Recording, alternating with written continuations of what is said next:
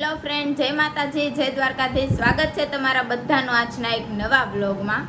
તો ભાઈ જો આપણે સ્કૂલેથી આવી ગયા છીએ અને જો હવે આપણે જમવા બેસી જવાનું છે. જો સ્કૂલેથી આવીને તો જે યુનિફોર્મ પણ નથી બદલો, જામનામ જ છે.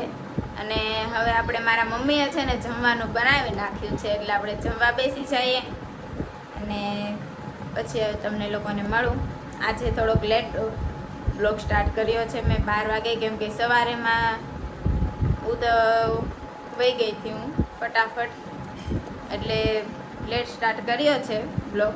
કાંઈ નહીં, તો ચાલો બન્યા રહેજો આગળના બ્લોગમાં. તો ચાલો જમીન પછી આપણે તમને લોકોને મળીએ. જો અત્યારે છે ને હું જમીન ઊભી થઈને તો એક પાર્સલ આવી ગયું છે. અમારા ક્યુ બેને છે ને 2-3 દિવસ પહેલાં મગાવ્યું હતું, તો ભાઈ જો એ પાર્સલ આવી ગયું છે. જો તો ચાલો મમ્મી અનબોક્સિંગ કરી નાખ. ચાલતું જો કેવું ખબર. કૃષ્ણાને છે ને એવું કામ છે, જે ફોનમાં જોવે એ વસ્તુ એને મગાવવી જ પડે. ગમે એ વસ્તુ એને ઝાઝા ભાગે બધું ઓનલાઈન વસ્તુ જ મગાવી છે. એને એક વખત ભાળે એટલે એ વસ્તુ એને જોતી. અમારે કૃષ્ણા થોડીક જિદ્દીલી બહુ છે.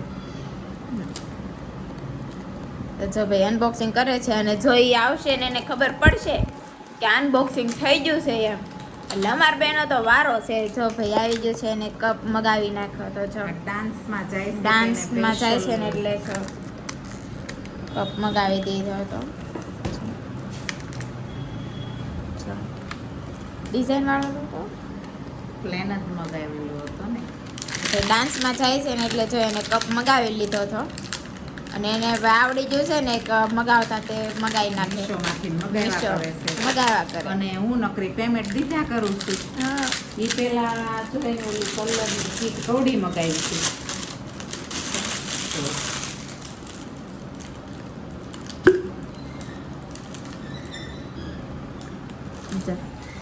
પાણી પીવાનું હવે એમાં હું એમાં બોટલમાં પાણી પીવી દે, આમાં પીવાનું હોય એવું મગાવ્યા કરે.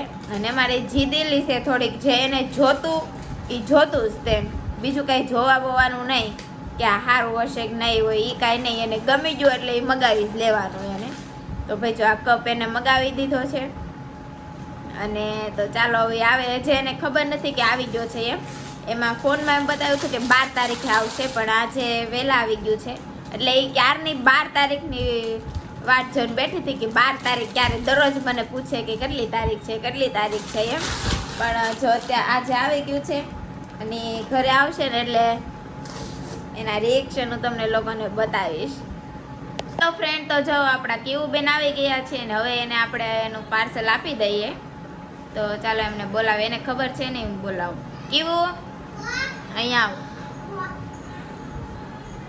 આવી જશે. જો તારી માટે એક સરપ્રાઈઝ છે. તે મગાવ્યું હતું ખબર? શું?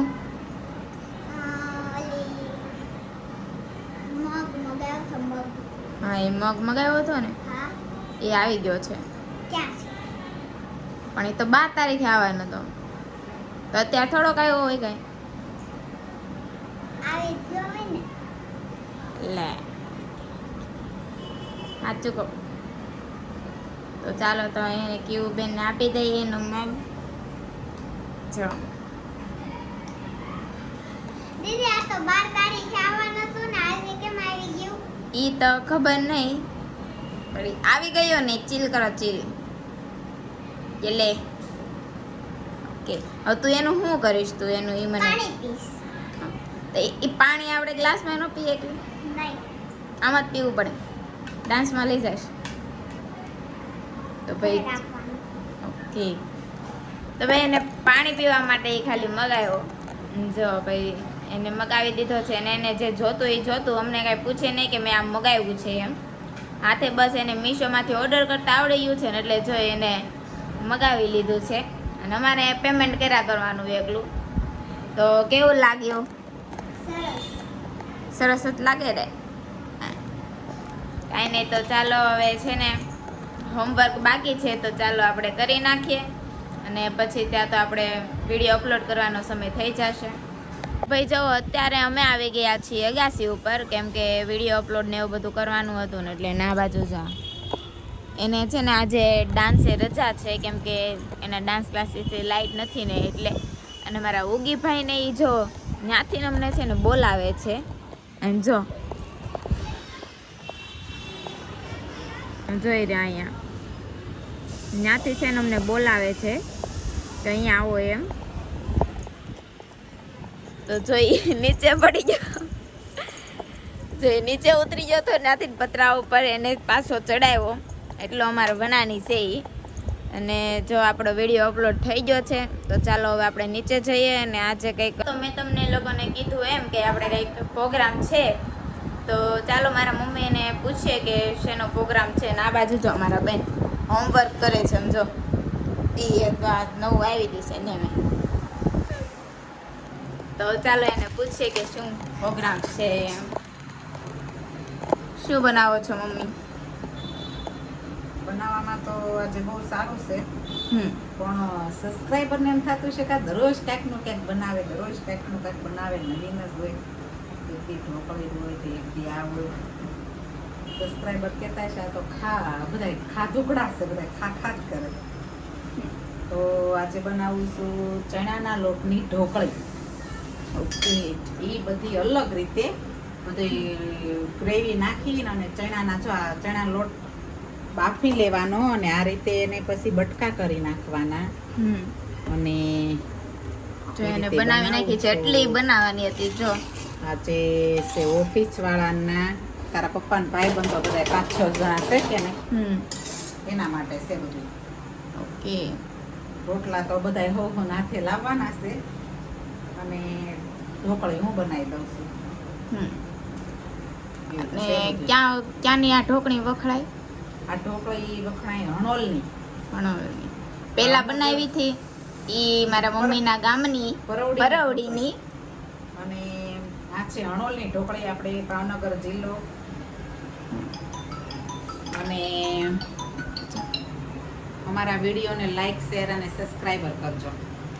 ઓકે, તો જો ભાઈ તો ચાલો જમવાનું બની જાય એટલે આપણે બેસી જઈશું જમવા. કાંઈ નહીં, ચાલો બન્યા રહેજો આગળના બ્લોગમાં. તો જો બની ગયું છે જમવાનું અને જો મારા મમ્મીએ બનાવી નાખી છે ઢોકળી. તો જો ચાલો ફ્રેન્ડ, તો બધા ઢોકળી સાથે છે પાપડ અને આની સાથે બાજરાના રોટલા સરસ લાગે પણ અમે નથી બનાવ્યા. ઓલા પ્રોગ્રામ વાળા બધા એ બનાવ્યા છે. અમે થાકી ગયા હતા બેન, થોડા થાકી ગયા હતા અને અમે સાથે બનાવી નાખી છે ભાખરી. અને આ બેન પણ બેસી ગયા છે જમવા. આને તો તમે ઓળખો જ છો. થોડું ઓછું છે, કાંઈ નહીં. તો ચાલો આપણે જમી લઈએ ફટાફટ. તો ફ્રેન્ડ તો જો બધું કામ કરીને ફ્રી થઈ ગયા છીએ અને જો સુવાનો સમય થઈ ગયો છે તો ચાલો સૂઈ જઈએ કેમ કે કાલે આપણે જાગવાનું છે વહેલા. તો કાલે મળીશું નવા બ્લોગ સાથે. ત્યાં સુધી જય માતાજી, જય દ્વારકાધીશ. અને જો તમને મારો બ્લોગ ગમ્યો હોય ને તો લાઈક, શેર અને સબસ્ક્રાઈબ કરવાનું ભૂલતા નહીં. અને સાથે સાથે કોમેન્ટ પણ કરી દેજો કે તમને મારો બ્લોગ કેવો લાગ્યો છે એમ. અને ચા બાજુ છે ને મારી મમ્મી હિસાબ કરે છે, એને બહુ બોલાવાય નહીં નકર પછી ડિસ્ટર્બ થાય ને તો પછી અમારો વારો પડી જાય. એટલે છે ને હિસાબ કરે છે એટલે એને બહુ બોલાવાની નહીં.